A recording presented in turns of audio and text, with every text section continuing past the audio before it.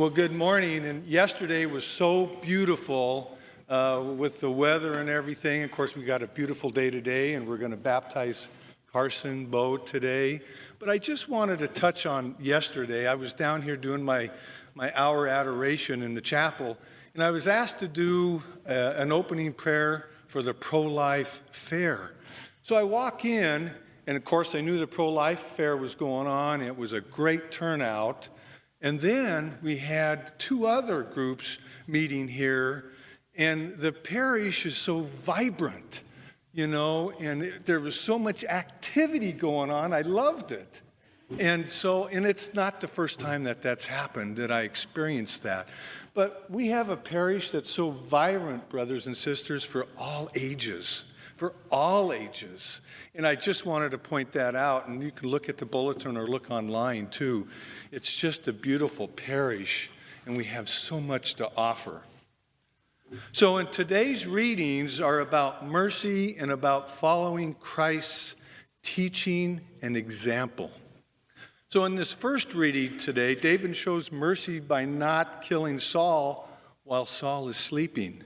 He had every opportunity for the Lord to deliver Saul into David's hands by keeping his guards in a deep, deep sleep.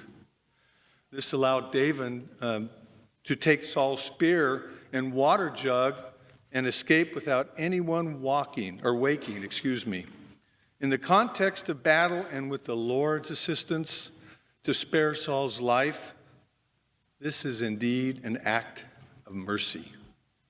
So in this second reading today, Paul is writing to the Corinthians about the nature of the risen body. He explains that just as we have borne the image of the earthly Adam, so too will we bear Christ's heavenly image.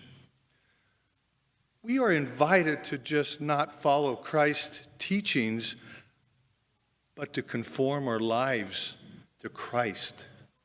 It is Christ who makes it possible for us to be as merciful as the Father.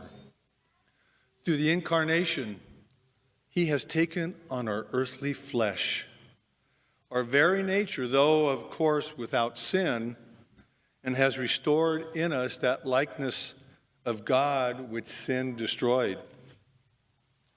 So when I first read this gospel reading today, it seemed to me that this should carry this warning. These things should only be attempted by professionals. Do not try them at home. That's what was running through my mind. But so demanding and radical are the words of Jesus' gospel and teaching today that they seem at first to not be intended for ordinary Christians like ourselves. Turn the other cheek. Give your shirt as well as your coat. Lend without expecting repayment. And maybe there are some hot-button issues today in our contemporary times that we're all concerned about. Surely these words were not meant for us. And yet, we have evidence through our tradition, our Catholic tradition, and in our own parish here at Holy Apostles, that this gospel idea can be embraced. I am reminded of a story that is told about two old monks who lived in a desert community in the very early days of the church. Like many of the stories of the early desert fathers and mothers in the late 3rd century, this one illustrates an important point. So it seems that these two monks were discussing what it was like to get into a dispute. The one monk said, well, in the world, people own things. They have possessions. And they often argue who owns what and who owns certain things. The second monk said, and found this really kind of hard to fathom. And so the first monk, he did say, let me show you what I mean. He said, we will sit down and put this brick between us. And I will say, this is my brick. And you say, no, this is my brick. And then we will have a dispute. So the second monk agreed to try that. They sat down, put the brick between them, and the first monk said, this is my brick.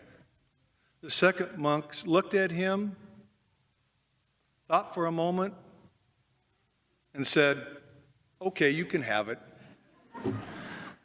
The old monk had lived the gospel so long that it had become impossible to even pretend to have a dispute over material things. We may be tempted to think that such a Christian spirituality existed only in the ancient communities. But if we look closely at our own community, we find evidence that the spirit of today's gospel is alive and well. When we consider the many in our community who every week give generously of their time to their church, to their families, to their community, without expecting repayment or even recognition, we can say that they are living Luke's gospel. So take, for example, the Knights of Columbus. In all the service they do for our parish, what about St. Vincent de Paul? Their assistance to the less fortunate. How about our pastoral visitors who reach out to those who can't even go to Mass and receive the Eucharist? Sometimes it's good to stop and give ourselves credit. At our best, we are all like the monk in the story. I suspect that the monk did not set out specifically to live each of those teachings today in today's gospel.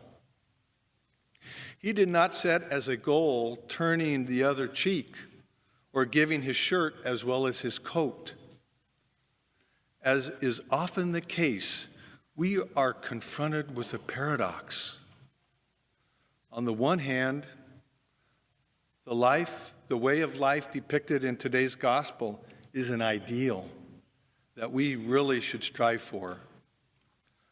On the other hand, we know we cannot attain such an ideal by our own efforts. The way of life described by Luke is essentially the byproduct of a life completely given over to God. The desert fathers and mothers went into the desert to empty themselves so they might be filled with God. As they became filled with God, they simply lost their taste for material things. The old monk in the story was what you might call a goner. He was gone from the world of disputes and revenge, absorbed into God, the things that so characterize our world, the stock market, lawsuits, scandals, etc., simply didn't interest him. The same can be said of the generous people of our parish, of every parish, God willing.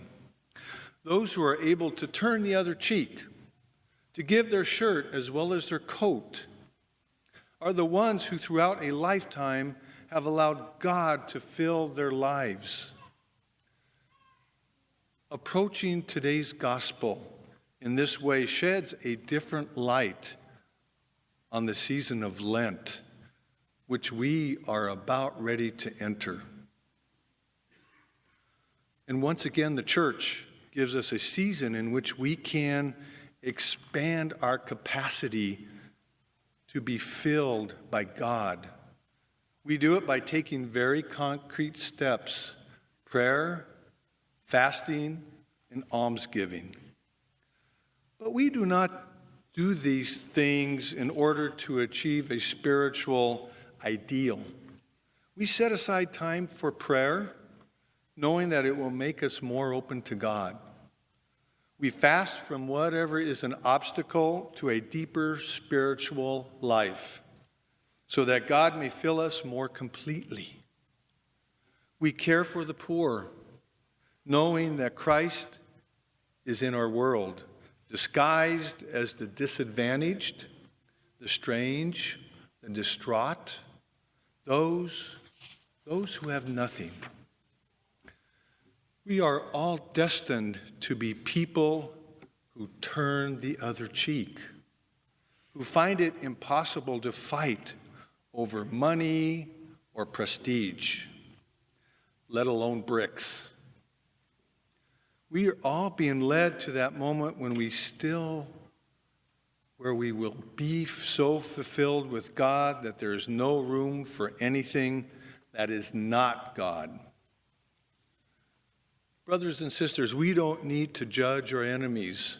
Christ is the only one whom the Father has given that authority, and that's the Father's part, is to judge.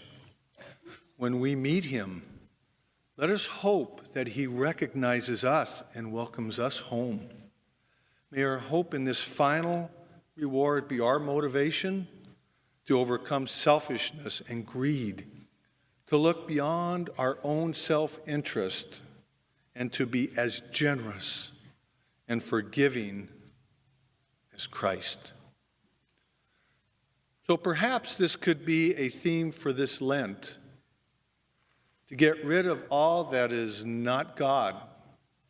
If we do that, today's gospel will seem quite ordinary and will need no warning label. Amen.